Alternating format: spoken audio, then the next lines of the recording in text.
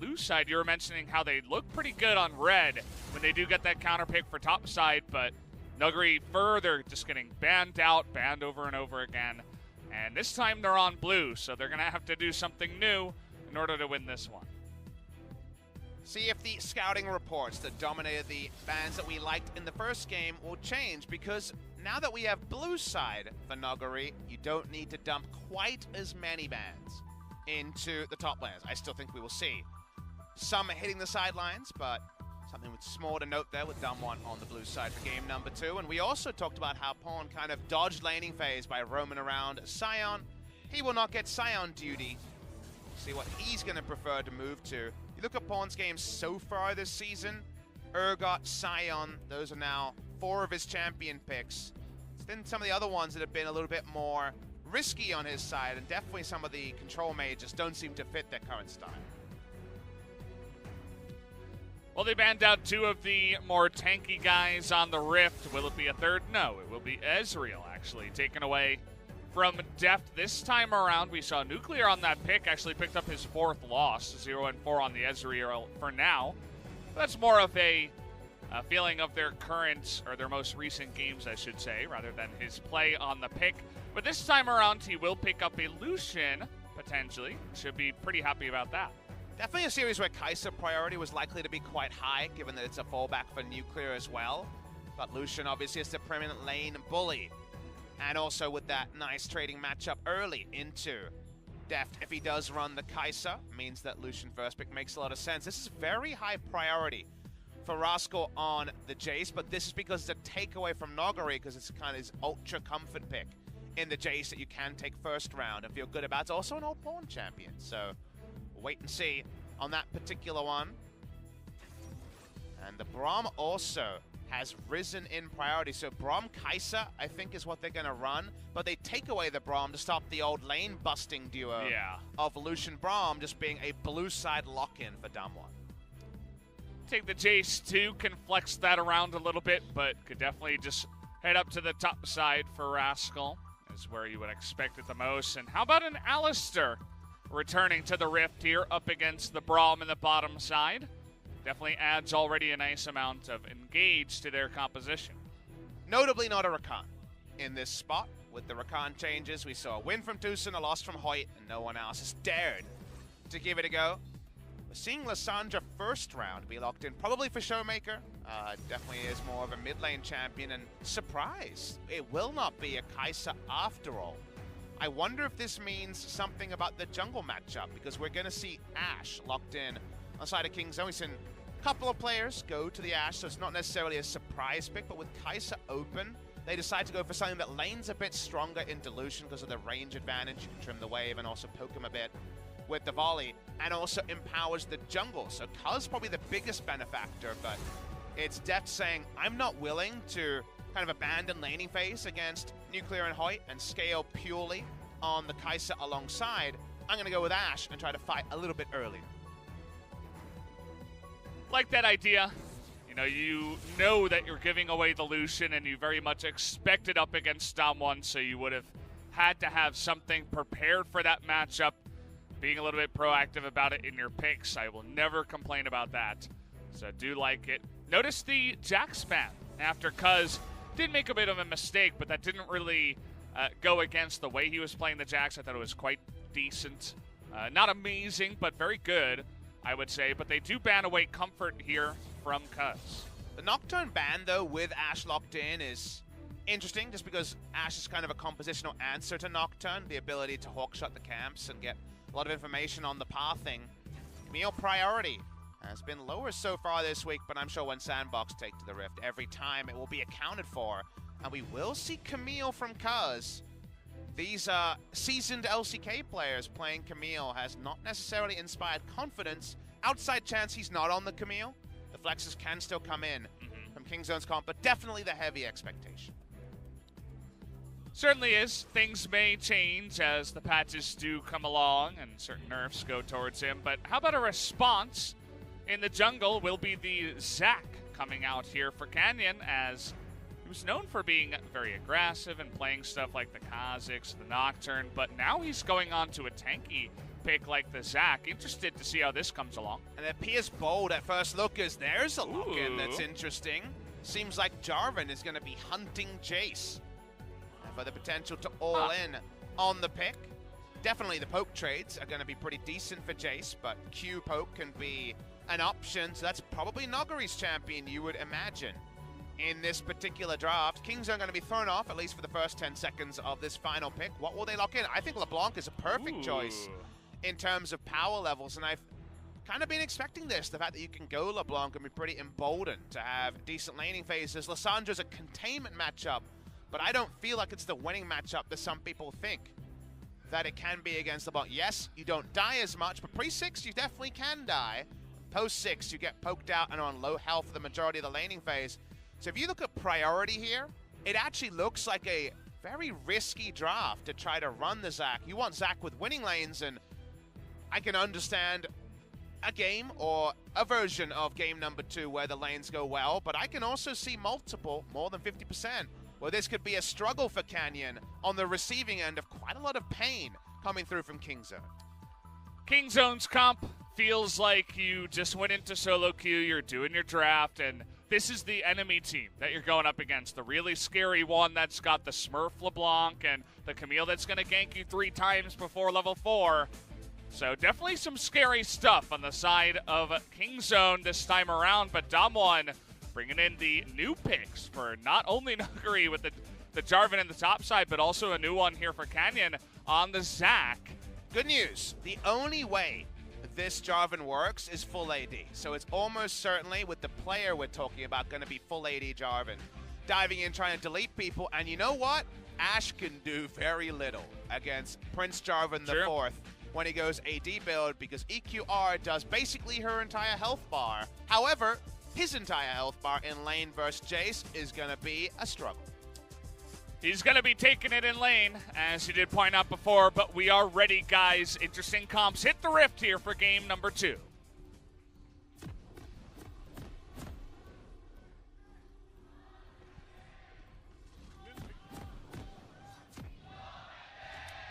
There we go. We were missing you guys in the first game as Kingzone's chant, and that one was non-existent. This time around, though, they are here.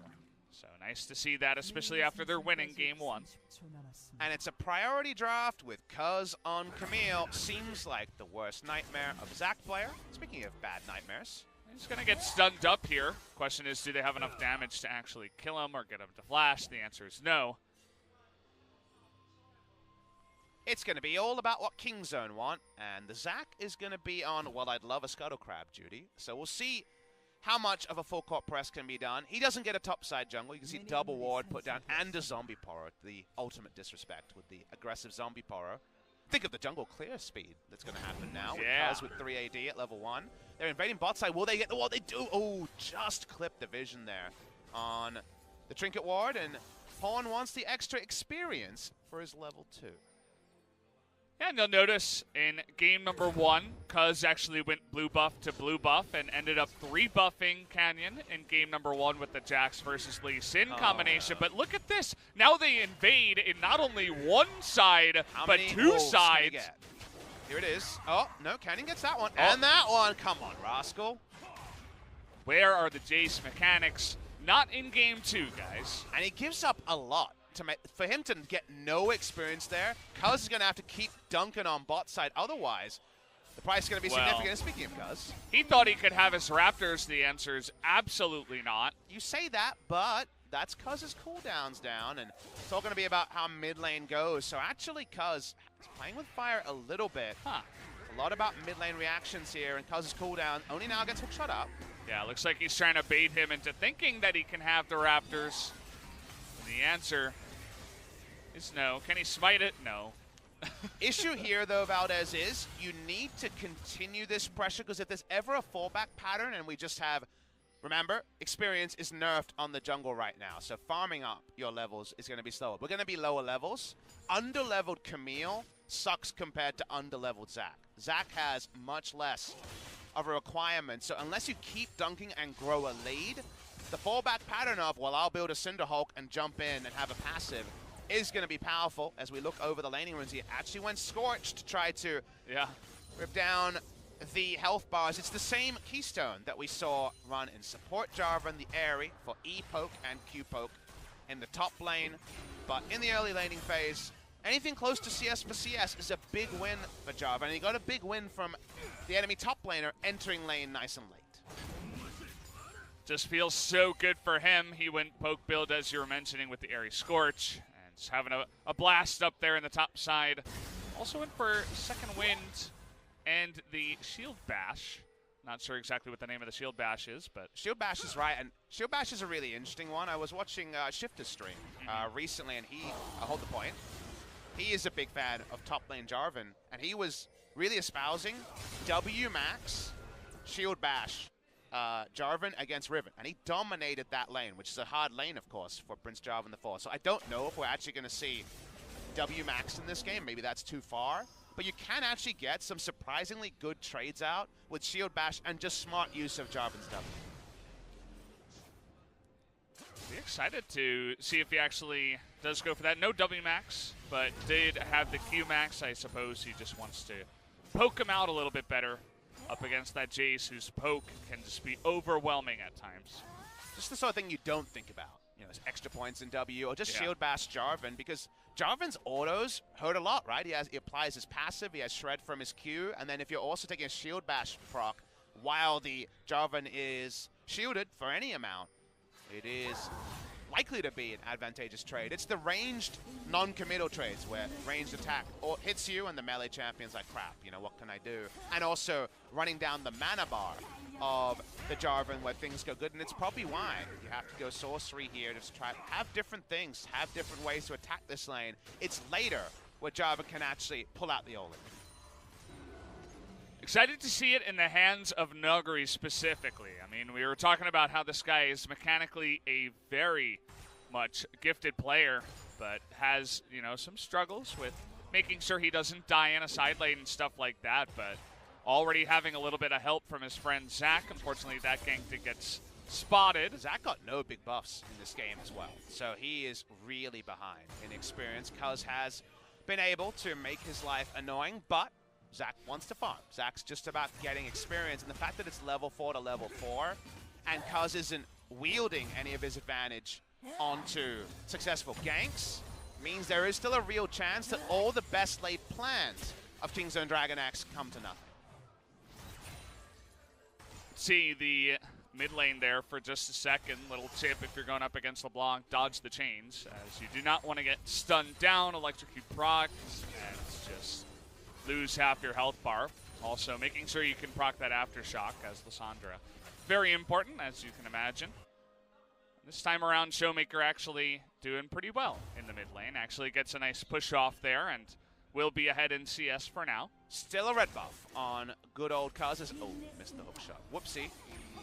In the new patch, that won't matter as much. Obviously, you lose out on the damage, but the stun on the Scuttle is actually really relevant so that you do more damage to it, given how the Scuttle's resists work. No CC onto it means scurries around, and again, Cuz is getting a lot of things, but actually needs to make it work somewhere on the map. But now, that's not happening.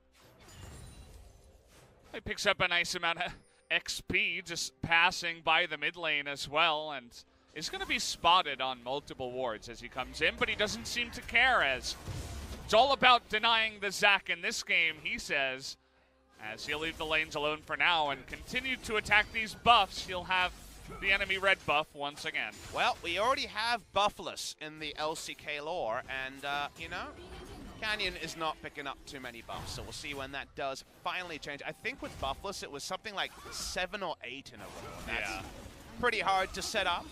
Speaking of buffless, the Drake is also being started on the bot side, and Canyon will be spotted. Nice ward put down in the Pixel Brush. Means that the Raptor Camp attack here is under the nose of Pawn. No, you can't have the Raptors on either side of the map. I think he took them the first time around, but the only camp that's actually yours, Canyon, is the Wolves. Tracking of Canyon should be pretty extended, but Pawn knows he should be topside. What will Canyon do here? He'll just take the Raptors. Okay, finally he's going to get some Raptors on this side once again. Struggling to hit level 6. Cuz also not level 6 just yet. If you're unsure why he went for that camp instead of the ultra safe Wolves, it's because Wolves is always going to be Zax when Camille's on the bottom side of the map. The moment that Camille could realistically back from the Drake by and get to top side, he never gets to go back to Raptors. So it's purely about, I want as many camps as possible. This is a one-time offer on some Raptors, and that's why he all ends to pick it up before realistically Cuz could beat them. Yeah. Cool items here from Nuguri as well. He continues his poke. He doesn't really care about damage items for himself just yet. Just wants to say, I will win the trades by having Jace do a lot less damage to me with the Ninja Top. Started with those Ninja Top. Again, my read is you have to go full AD this game because it works in the mid game and top side. It works in team fights against Ashe. Sunfire Kate was buffed, so there is a world where somehow that item comes up. I really can't expect it, given Nuguri. And just the only time we've seen Jarvan in the top lane, I was a little bit, we've seen it Rift Rivals, Smeb played it over at Rift Rivals last year against Rumble. It can be a very strong lane counter. Turns on earlier against Rumble, but still works against something like Jace later on. Yeah, gonna be excited to see how his build path comes along. See, once again, the trades here. It's taken a bit less damage because of that. I believe this is the 4th Scuttle Crab that does go the way of Cuz. Might even be number 5, but either way, we do know that he's taken everyone on the map, and that's what's really important here. So far, all of that is with a gold lead for DAMWON game. The buff claimed by Showmaker. It's technically not Canyons, but it's close enough, right? It's kind of like a relic shield at this point when you talk about credit on where a blue buff goes. So because of that, the streak is ended by Cuz when it comes to stealing enemy buffs. And because no gold lead has been enacted, let's think of this game in a different way. Hey, what about if we both show up at 40,000 gold? Who do you feel better about? Well, to me, it's the team with the 80 Jarvan and the Zac. And right now, we're on course for that, so it means that DAMWON Gaming have not been punished, even though it looks like Zac is having the worst time ever. As long as he can slowly get his tank items and engage into the back line and essentially make Ashe a non-problem, he'll be very happy about it. So, struggle in the early game, but could have some fun here in the mid game as he's looking for deaths. But they are going to back away as perhaps Hoyt and Nuclear give away. No reason to take the risk when there's no minions to take. And at level 6, he actually can't get behind the duo, so it would have just come up short and looked a bit comical. Cuz I thought was going to be aggressive, but no. Going straight to his camp, and now equal levels between the junglers. Nuguri pushing up and starting to steal some Raptors of his own. Feels pretty good about that. I know. It's funny that I was mentioning how those are not Canyons, but actually in this game it's not Cuz's, that top side, at least, on those Raptors, as Nuguri takes his fill this time around. Yeah, this lane is a painful one for Showmaker. He can never on command get Aftershock either, so he ends up having no magic resist apart from Merc Treads on most of the trades. Again, this is where the matchup that one point seemed clear to be a counter starts to fall apart a bit. I'm sure Lissandra players around the world have felt the pain of a good block. Yeah, especially after level 6. She never has to fully engage for you to, get your combo and ult someone if it's you or her. And she just continues to sit there, poke against you. It doesn't matter how tanky you build. As you saw, it was Merc Treads and the Kindle Gem, but still, eventually you will have to back. But teleport does make things a little bit easier. Queen Cost is squealing laughter about something. We'll have to ask him about that earlier. Later on. Canyon keeps farming and says, well, I'm doing my thing, guys. I'm farming up, and so far I can't argue. And it's actually E2 max here from the Jarvan. Of course, was buffed. 5% more attack speed at all times, and doubled when the flag is on the Rift. That tells you he wants to do some killing, because it's more burst damage as well. Definitely is. Here's the first arrow of the game as they do get it onto Showmaker, but Aftershock was procced already. And so that means that no follow-up damage comes in. He's going to be totally fine. Aftershock proccing there was very important. About 300 damage more for that to come in. That was not claimed by Nuguri. Cuz is down 3 levels, but he knows he has the pressure from top side, and he is going to force that flash away from Nuguri. Getting something. That's the first actual lane involvement from Cuz all game at 12 minutes. Wants to back it up with the Rift Herald. Now that's in vision of a blue ward and assist pings, so seems like they're not actually going to use multiple members to go there and stop it. As here we go. Okay, Tucson does have his flash, wants to wait until the last moment, is going to flash stand beside as Nuguri winning a trade up in the top side. Q? Can he get on top of it? There's the flag, and the Q is going to be flashed away as Rascal, knowing that power, is able to get away with the slide. And is that the tipping point where things only get better and better for Prince Jarvan IV? The gank and the bot lane was a bit anemic, and the Rift Herald charge will come. So it's still actually going to lose them quite a lot of gold to the Jace. Rascal's happy to have his buddy Cuz and an Ocean Drake, the only prize for DAMWON Gaming. And not a great one in this, as it looks like potentially this turret is even going to go down, so a ton of gold should go the way of both Rascal and Cuz in the top side. Rascal is low, but he does have the help of his friend to take this one out. 330 extra gold to Cuz, and now Nuguri can't begin to stay in that lane and bully the Jace after this moment where he gets those items, as the lane has just become a lot longer. Auto attack cancels, attack speed on the hyperdrive. So easy to crack the turret, but look at this. DAMWON Gaming will be able to trade. We've not always seen trades with turret plates, but it's important to note turret plates were traded basically equally between the two teams in the top and bot lane. That means the gold lead has not ballooned. It is a gold lead of 0. Let's watch this all in, see if there's any turret shenanigans. There is not. That's just one combo, and the one combo gets bigger and bigger. Rascal himself, frustratingly, has no way to answer really in item builds. You can't go for play the Rune King in this matchup. Noguri's actually not going to be building very much health, so you just kind of have to go Youmuu's Black Cleaver and lose all-in trades. Pretty much. I mean, it was right there on the edge. It was a nice little combo by Nuguri. Wasn't expecting it from Rascal, perhaps.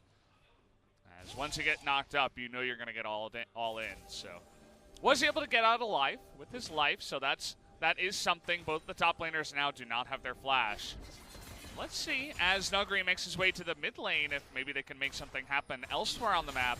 But pings come out, and they know exactly where he is actually, as they ping him out there, even without the wards. The pick CC threat, if you're trying to transition between lanes without control vision, is actually supremely high on both teams. We see LeBlanc, Lissandro's mid lane, pick champion. Ashe is the pick AD carry of all, right, with the Ashe arrow, and it's Camille jungle. So be given all that on both sides. There's so many areas of the map where if you don't have vision, you bring a friend and you go the longest route possible. DAMWON trying to play where they're strong, which is around the bot lane that picked up all the plates earlier. They rotate mid lane in. Ashe still going to be very happy to come mid lane, and Hawkshot can give them that vision that perhaps might be dissipating from time to time.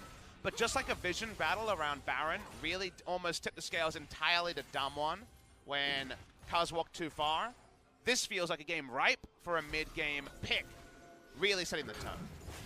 So many champions on both sides, as you mentioned, can make it happen too, which means we're bound for some action. We're bound for a first blood eventually, which, by the way, has not happened, and it might be now as in goes Tucson, or they're Hoyt right on top of him. As Tucson going to be in a lot of trouble here and will go down, and Showmaker shows up with the double root as Nuguri going 1v2 on the right side is immediately going to be punished, but an extra couple of kills in the mid lane to DAMWON mean they win the fight. Positioning on both sides all over the place. Deft overextended trying to fight with Tucson. He goes down.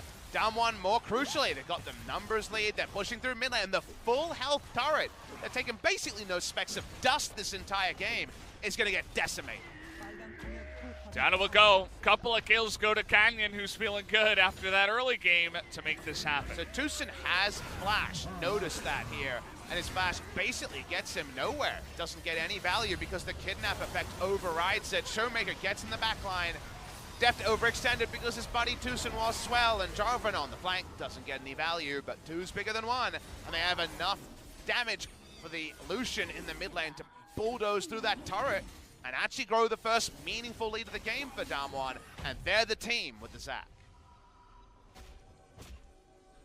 Looked like he was even on vision, but still got caught out there as the ward spotting Canyon, but that's the power, as maybe Canyon is going to now see the light of some of these tanky engaged junglers, and maybe we'll see more Zac out of someone like Canyon, who's known to be very aggressive, loves to play his Kha'Zix, Camille, stuff like that, but now seeing a kind of different pick with the Zac, and so much success here in the beginning of this game. And every Zac game goes the same way in mid-game when it comes to analysis. It is Can we see the Zac on Vision or can we not? If the answer is no, you will lose more than 9 out of 10 times because you need that Vision. The Zac needs to be conspicuous, especially in a game like this.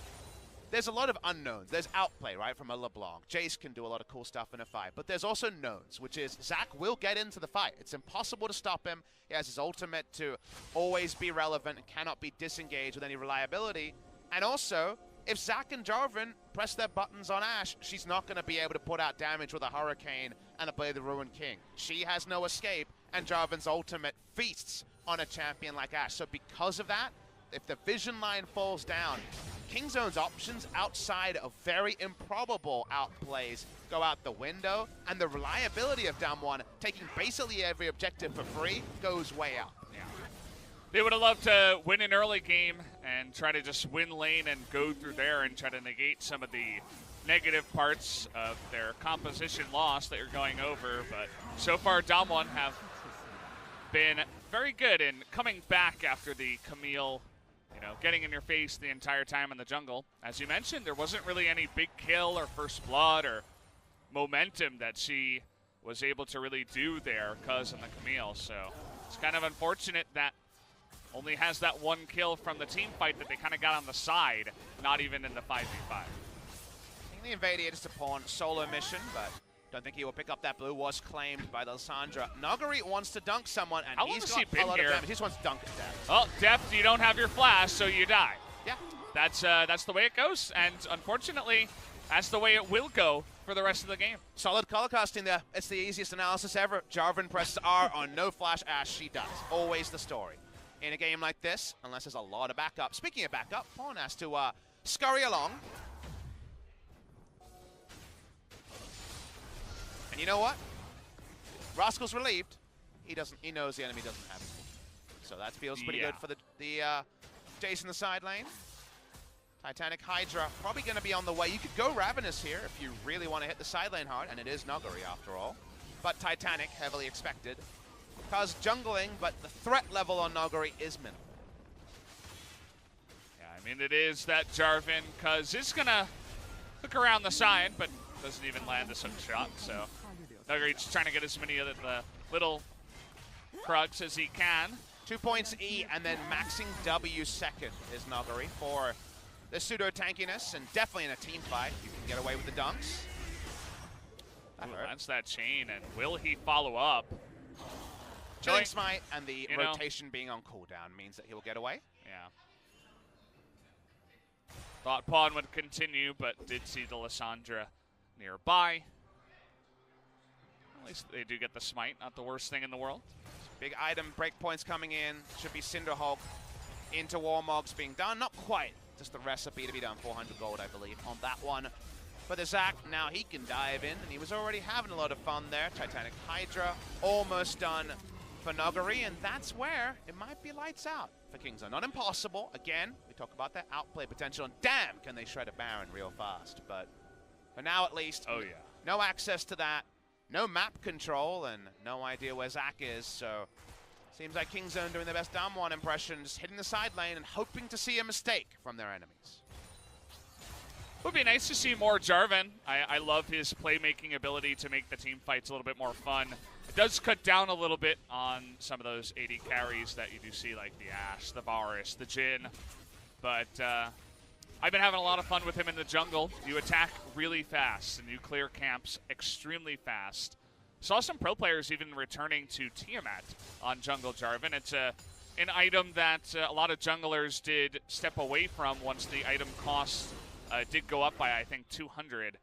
Just became a little bit too expensive to work into your build, but it does make your clear insanely fast so that you can just get so many items on the Jungle Jarvan. Yeah, more attack speed at all moments, so the extra AoE is going to proc even more. Chasing on to Pawn, he's in trouble. Just waiting for the hop back, as now all 5 members of DAMWON are on the way for you, Pawn. He's going to hop all the way back. They're waiting on his clone, and okay, see you later.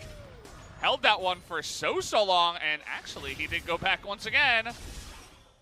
As play the Akini Pawn, Sax. it's the great escape if you can do this. I think he might have. Okay, the flash on in, as now they're going to link together, but still it will be missed as, Pawn playing with the hearts of the DAMWON fans and the DAMWON players. And it's not trivial about it. It's going to get so much time for Jace, and there's a Camille shadowing this. If they get the dive here as well. Not only Camille, it's also Deft. It's 3-on-1, and this time around, the Jarvan shouldn't look too good as the combo is dodged by Cuz going for the ultimate. Kingzone just dunked them. That was awesome stuff from Pawn. He spent so much time going in and out. He deserves the full zoom. Yeah. Really nicely played there. You always want to condemn someone to death when 5 people have made it their business to take him down. 5 people is not enough. I just love the way he held his ultimate to go for the double dash. Only when the full engage, the full commit happened on the bottom side outside of Zach and Alistair. What was our analysis of game number 1? Pawn got out of lane, and he just tried to buy space, just to buy time. He was the grand distraction. Can you be any more of a distraction than Pawn is? I wish we had the timer on the screen, because the Yakety Sax music was playing for the entire time. Yeah. If we were playing it during this, we'd probably have to pay royalties. It was the full 30 seconds and then some. Continues to open up here, respecting abilities like, for example, the Kidnap. Continues to go forward, and how many summoners, ults, and other things are used? And it's Cleanse LeBlanc, much more about the ruse than Ignite LeBlanc. Yeah. You take the cleanse for the Lissandra in the lane, but it ends up being very useful up against Alistair Zach, just to make sure your escape can happen. And now what happens from here? You were mentioning the Baron speed for DAMWON Gaming. They'll pick up a Mountain Drake that's going to be very nice for them, but they got to grab a hold of their mental after they just had it torn to pieces by the side of Kingzone. And you know, these are the young mechanical solo queue players that were top 10. They had the entire top 10 squad when they were playing in Kesper Cup. Of course, everything's resetting, and those numbers are not as relevant. What I'm trying to say is, you are tilted right now. We're kind of tilted watching this because yeah. 5 people chased after a LeBlanc, didn't get the kill, and they lost to death down bot lane in a turret. So right now, you're feeling sheepish. Egg is literally on your faces right now, and they have to reset, get their control wards down, understand that they still have Ashe's flash down because she used it, and that turret dive bot lane. And you still have the Zach Jarvan duo that seem ripe to take over this game. Unopposed making mistakes. Is this one of them? Okay, we're going 1v2. He has his team behind him, but he wasn't expecting Pawn to be there. I would have to give him the benefit of the doubt, but now they are in so much trouble as back he will be knocked as Lissandra, even through the Aftershock, is going to go down. It's total decimation to the side of Kingzone. Not even close, as Cuz himself will even live on the backside, and now they will be the team to turn on to Baron. Well, the mental was turned off a little bit too long, and it gets capitalized on and feasted on by Kingzone DragonX. They're going to get a free Baron from this, all because Nuguri wanted to get over that wall, and he wanted to get there fast. Unfortunately, that meant EQ on cooldown. He dies instantly, and so does Baron. Kingzone DragonX turning around this game. Watch the replay here. There's no one top lane, and he's like, I'll take this. And Cuz is reading Nuguri like a book. That is a Nuguri play. He is the one to say, what's the fastest way to get to a minion wave? And you know what the analysis from Cuz was? The minion wave, look at where it was, right? It's above this position as the fight goes on. It's above this position. It's in that equal point between blue and red side pushing. You know Nuguri is going to say, oh, a minion wave, I can hoover. You're surprised that he comes so quickly, but he was there for the gank with the hook shot into the wall if the minion wave is in the middle. He got all the job done because the EQ was on cooldown, and they just kill the damn Jarvan. It's just a mistake. You got to grab a hold of your mental. You can't just be EQing into the darkness. That's just not something you can do at this point of the game. You have to realize that after the plays that just happened a couple minutes before, that you're behind now, and you can't make mistakes like that. And now you got a fed Camille, a fed LeBlanc, and a lot of huge threats on the side of Kingzone, where you were talking about it compositionally. If both teams didn't make any mistakes, perhaps DAMWON would be the victor up against the Ashe. But after this, I mean, what can you really say? And that's why we always kind of preface our analysis in games like this, where given the teams involved, it doesn't always go to script. Again, we said 9 out of 10 times DAMWON held all the cards. We're seeing the 1 out of 10 where DAMWON make the big mistakes, Kingzone get the nice capitalization, and Nuguri's watching his inhibitor turret go down, and DAMWON as a squad and in the individuals, I think in all ways, are well off the pace right now, and Kingzone taking the maximum. Yeah. You mentioned it before, a bunch of extremely skilled young players that still have to get a little bit more experience, TP. I'd say. We'll see if they can make anything happen here as TP's coming in. There's only 2 members of Kingzone here as Cuz is going to get away from it, but can he survive? No, the flash comes forward. And the Camille at least will die, but they're spending so much to just try to kill them, and they're losing the whole map. Exactly, mid lane, Avatar goes down. The inhibitor is going to go down. It's Jace, by the way, and there's no way you're going to get a double kill bot side when it's LeBlanc Camille. Camille already trolled out of the ultimate there. Cataclysm didn't come too cataclysmically. The bot lane inhibitor goes down as well. They lose 2 inhibitors, and they only kill the Camille that started a lot of these headaches. Well, at least they were able to get the shutdown, is all I can really say, because they haven't really got anything else in their pockets. Is a very unfortunate turn of events here for DAMWON Gaming, but gotta admire Kingzone for having the wherewithal to say, we're struggling in this one, but we can come back.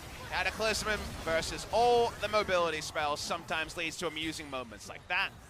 Still going to go down, but again, this should be a replay of the minimap and of the minion push in mid. They get so many objectives from that.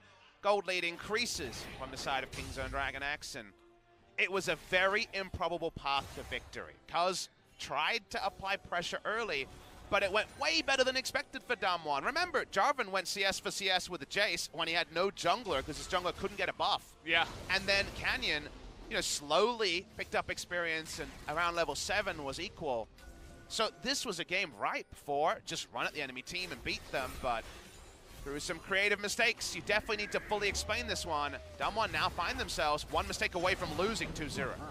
Well, you mentioned creative mistakes. How about trying to get on into a blue buff in Vision, as Rascal is going to be finally collapsed upon by everything that DAMWON have to offer. Well, they're going to need to be more of those because they've lost 2 inhibitors, but I take your point. We'll put 1 on the scoreboard there for DAMWON Gaming. Guy's going to take down Scuttle, continue to open up map control. He wants Elder to spawn, and happy news for Kingzone. It's going to come just after 35 minutes. That it will. Feeling really good about this one. I don't really mind the Ocean Drake. They'll take it, but as you mentioned, Elder will spawn next up as Spooky Ghosts. That's kind of what I call that item now. What is it called? Twin Shadows? Yeah. Okay. Don't worry, Spooky Ghost was kind of always the meme name for it, so you get both of them. At least I have the meme name in my head. It's not quite a big package situation that Yeah. you've been guilty of in the past. This time you're fine with Spooky Ghost, and you know why this is a great Spooky Ghost game? It's against DAMWON Gaming. They like to go walkabout, and it finds people when they go walkabout. So good for split pushing too. You just see people before they even get close. Already LeBlanc is so slippery. But you can slow them down if you want to chase. You can spot them if you're going to be the one chased 5v1. It's just a great item that you can tech into, essentially, when you already do have a nice amount of gold in your pockets. Now, for all our analysis, Zach could take over this game, but he might just straight up die. Okay, he's going to get the Braum into the back line, but he's super tanky. Palm getting in there as well. Okay, nice amount of damage from Nuggery into the back line, but now Cuz trying to go 1v2 as well. But he has a Guardian Angel, whereas the Jarvan does not. Meanwhile, the Lucian also goes down in the fight. Cuz is able to take him out, and it looks like Kingzone are going to look for that 2-0 victory. They're TPing as well here. Is that Deft? I believe it is. He has to flash already. Yeah, they're getting on in there, and not much that Canyon and Hoyt can do. Showmaker struggling to get in range even. Finally, they take on the LeBlanc. And have they gone too far? Lots of low health bars on the side of Kingzone, but it does not matter. They're going to be pushing in for the victory as both Nexus turrets do go down. They're still trying to kill Deft. Can they even do that, someone? The answer's going to be no, as Kingzone win the match 2-0. An epically frustrating game for DAMWON Gaming, and how did it start? But the trickery of Pawn on the LeBlanc. He bought so much time, and from there, the ability to reset your mental after a moment like that is not trivial, and it's to one of our new teams with those hotshot solo queue players. From there, everything was from there. It won't be shown in the gold graph, but that was the moment where they got under the skin of DAMWON Gaming as a 5, because it was a 5-man collapse. Credit to Pawn, it was the greatest illustration of the point I was making. When Pawn can be all you can focus on in the early to mid game, he's so often been surrounded by chargers who can take it over in the late. And on a macro side, they kind of put DAMWON on the hamster wheel, even though it seemed like this would be the game where after a solid early game, DAMWON would force us into a game number 3. Yeah, I mean, everything was looking fantastic when you have your Jarvan that, you know, just won a big trade up against Jace in the top side, a very hard lane, and then he's in the enemy jungle and no vision, and he easily just combos down the Ashe. You feel like there's no hope on their side, but Kingzone, credit to them, able to calm down after that and say, we have a lot in our composition, actually, that can pull this team apart. They had Jace, unbelievable split pusher. They had LeBlanc, no TP, but also a fantastic split pusher.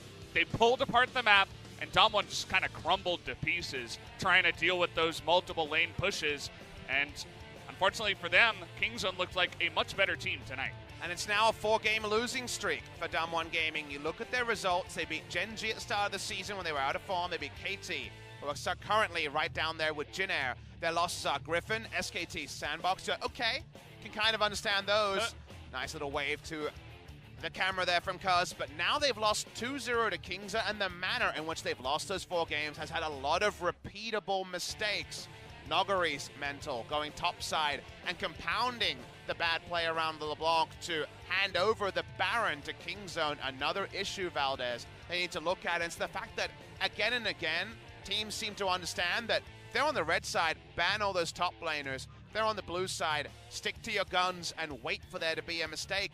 That does seem like a blueprint to more often than not take down DAMWON, even in a game like this where, again, you see the Zac and Jarvan against Ashe and you say, bonanza, how could they possibly win in teamfights? It wasn't about teamfights by the time. There were 5v5s. So much had filtered into the pockets of Kingzone that should not have been there. Yeah, Kingzone essentially took the mistakes and they made their game play to their composition, and they did it quite beautifully. As you really got to give him credit for that one. Would imagine that Pawn picks up the MVP from this game. That would be my MVP 100%. I think Cuz might pick it up just because he had a lot of kills and did some stuff, but definitely feel like Pawn should earn this one after game 2. Good stuff from Kingzone DragonX. I'm happy that they've gone away from being whipping boys, because it could have happened, right? They lost 3 sets in a row at Kesper Cup into the first 2 sets, and we thought, okay, you saw the worst of Rascal and Cuz being names that aren't household names, that aren't plug-and-play replacements on paper to what was there before. And then you saw, okay, this is going to be a struggle, right? It feels like maybe Defton Tucson won't be able to find much. Pawn is finding his straps. He's finally, this felt like the ultimate Pawn puffing out his chess game, where he was actually a big reason that they were able to win. Took time to get there, that's for sure, but Kingzone's dominoes are starting to stack together. And that means that right now, they're not a team you can look past, which wasn't a thing we could say for granted 2 weeks ago. Yeah, for sure. They have climbed a lot of spots, and this is the moment where you're like, wow, DAMWON. Yeah.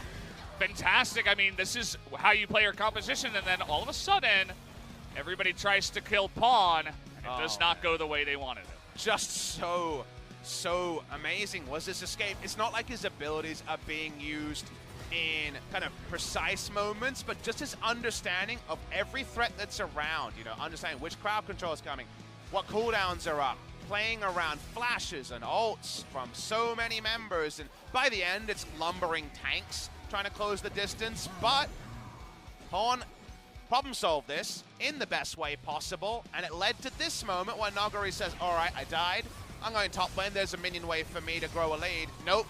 He's dead instantly, and everything falls apart for DAMWON Gaming.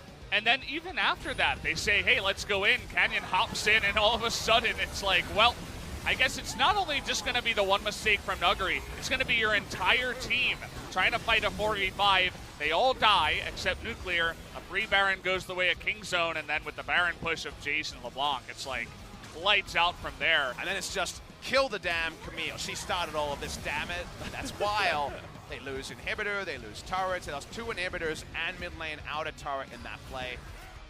And there just was no way back. There's actually a 5-level lead of the Jace over the Zac at this point because so many neutrals have been lost in kind of one fell swoop. And DAMWON Gaming, the VOD review will be a painful one. Maybe not for today. They're done with this week. And I think they need to go and spend some time on the break, because remember, they don't play for ages, in fact, Valdez. They're done. Oh, they're done for so long after this. And we're watching what Noguri could do.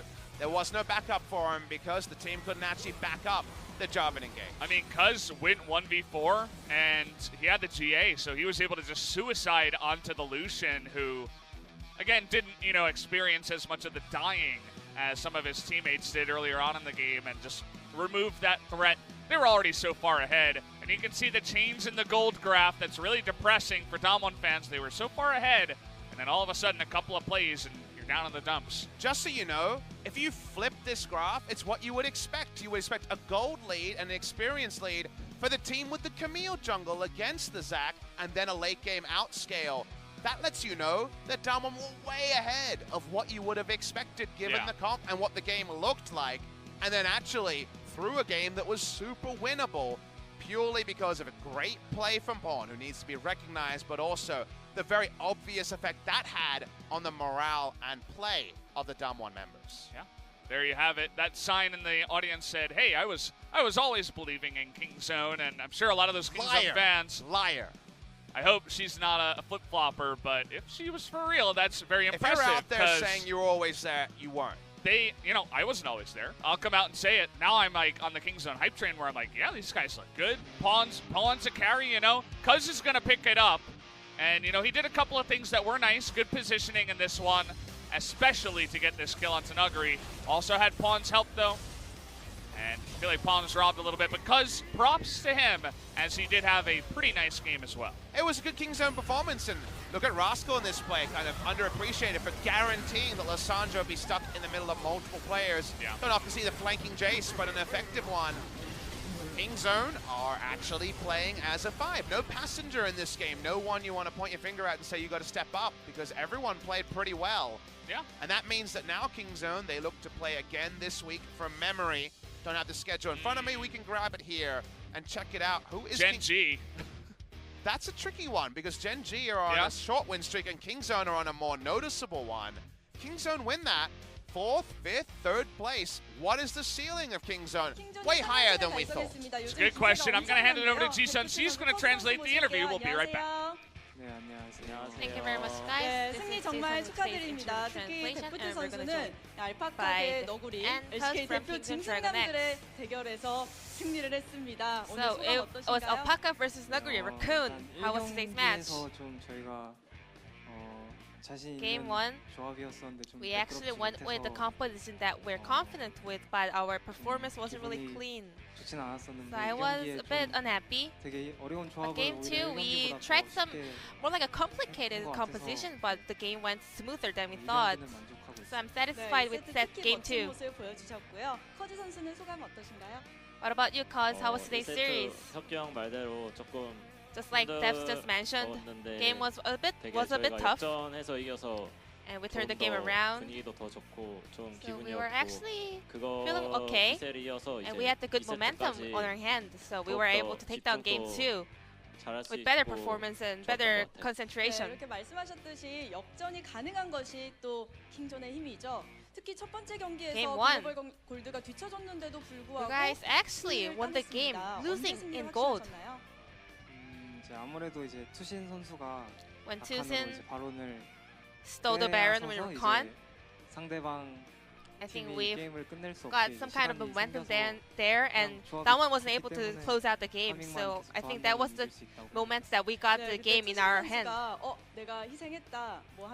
Did Tusin say anything about it? 일단 그때 상황이 저희가 좀 불리했어서 일단 We were losing at that moment, so he told us to just back off. Well, after that, you guys aced out all the DAMWON players and you're able to close out the game. 일단 저 바론을 저희가 Well, we really had to stop their Baron because we knew that it was going to be super hard to turn the game around if they get the Baron. So it was really happy that it turned out to be that lucky. There was another Kaisa ending. You were the one closing out the game. Everyone is actually good at Kaisa, so I'm not really that like feeling I'm the super great Kai'Sa player. I'm just like a normal Kai'Sa player. 저희 장면 보면서 얘기를 나눌 But there 텐데요. was this outplay over here. You used your TP 슈퍼 플레이가 있었습니다. and you landed your W to finish that listing over there. 다행이긴 한데 원래는 이제 I mean, I was really lucky, and 보이는 상황이었는데 if I wasn't able to take him down, that could have been waste of my TP. So I was a bit lucky. Was that a luck? Or did you aim for it? 조준하고 냈었죠. Well, I did aim, but still I was 제가 a 좀 bit 질문을 lucky. 잘못했을 것 같습니다. 네. 조준을 잘하셨고 또 그게 리신의 킬까지 이어졌습니다. 라칸이 추신 선수가 너프가 되고 나서 처음 꺼냈단 People were actually 말이에요. saying that 어떤 얘기를 well, there were a lot of negative thoughts about Rakan after the patch. 뭐 너프가 되든 안 되든 일단 챔피언 Well, 특성이 Rakan 바뀐 건 itself, 아니어서 좀 the champion didn't change much. 잘하고 It is 좋아하는 indeed 픽이어서 nerfed, but 조합에 it is 따라서 one of Tuzin's 계속 favorite 꺼낼 수 picks. So I think we will keep 알겠습니다. going with 세트 얘기 Rakan. 나눠보겠습니다. 커즈 선수 오늘 첫 And cuz, let's talk MVP입니다. about game 많이 2. 떨리진 This is your 않으세요? first MVP interview. Are you nervous? 조금 떨리긴 한데 A little bit, 그래도 MVP 받아서 but 기분 되게 좋아요. I'm really happy that I got the MVP. 1세트 잭스도 정말 잘한 것 같은데 And I think I really did really well on Jax on game 1. So I'm really sad that Theft got the MVP for game 1. 알겠습니다. 자, 두 번째 경기에서 4버프 컨트롤을 하고 또 정글목까지 Yes, so 독식을 you 했어요. had 상대를 4 buffs on your 말려주겠다, side, 이런 then 각오가 you were 있으셨던 것 counter 같거든요. jungling 어떠세요? so hard. 자크가 아무래도 처음에 정말 약한 챔프고 Zac is really weak in the 위치가 early 보일 stage of 때 game. 저희 팀이 또 편하게 할 수 So 있고 whenever we had the 하늘에 vision on 갱 his 압박도 줄 수 있어서 side, 더 적극적으로 it's really easy for me to 가져가려 했던 것 play 같아요. to counter 네, gank 그리고 or counter 상대가 jungle and 자르반이 move a lot of gank 나왔는데 into lane. 그때는 어떤 준비가 되어 And Noguri 있습니까? went with top J4.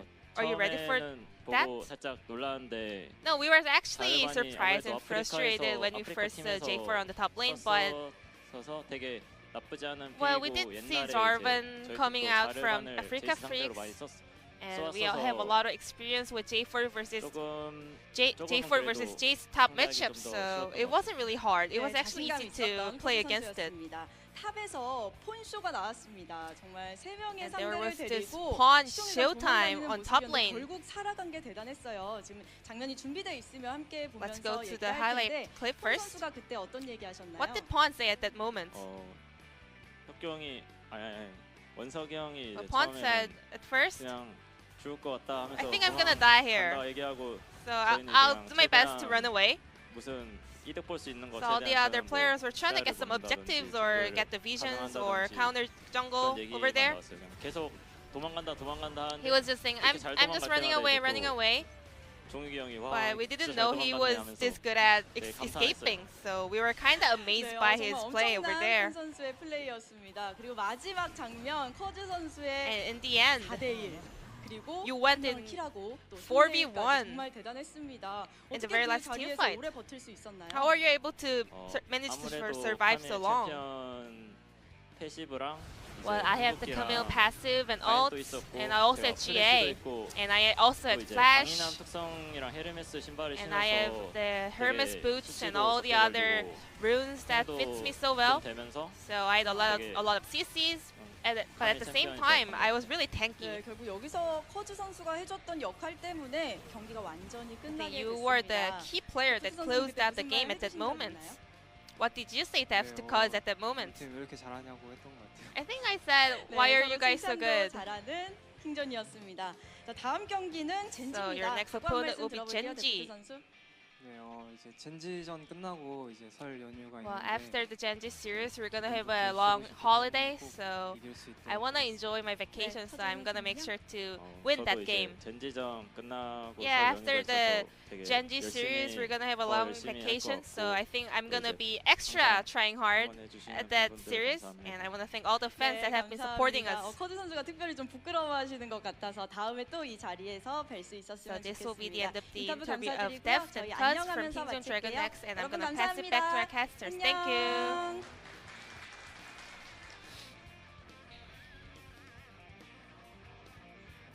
Thank you, Ji-sun, for that translation. Wonderful, as always. And yeah, I mean, going in there 4v1, 1v4, Cuz getting the job done at the end, but they were already so far ahead. So good stuff across the board. Kingzone looking really good. I think they should win the matchup up against Gen G, and they'll be going into a nice little vacation on a roll.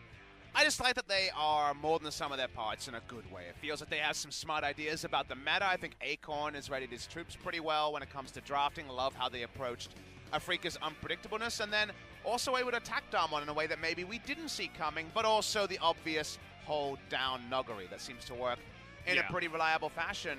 That means, given that, let's see if they can pay that forward and be ready for Gen G, because kind of know it's going to be Kai'Sa rule a late game win condition. They can also show some inspired play there. It's not just a sloppy series they win 2-1. If they can actually 2-0 that opponent and say another good thing, we're like, they prepared for that very well. Then we actually have a surprise packet that might actually be able to assault some of our better teams. Not going to talk about Griffin just yet. That one might be a bridge too far. Yeah. But there's something about Kingzone that wasn't discussed a month ago. Yeah, I mean, you go into this one, and if we didn't have Kingzone winning 2 in a row and DAMWON, having some struggles, this would be a crazy result. It's going to be a bit of a crazy break, though. Yeah, will be, guys. We are going to go to that about a 1 hour break, so we'll see you guys then for the next matchup. We'll be back in just a bit.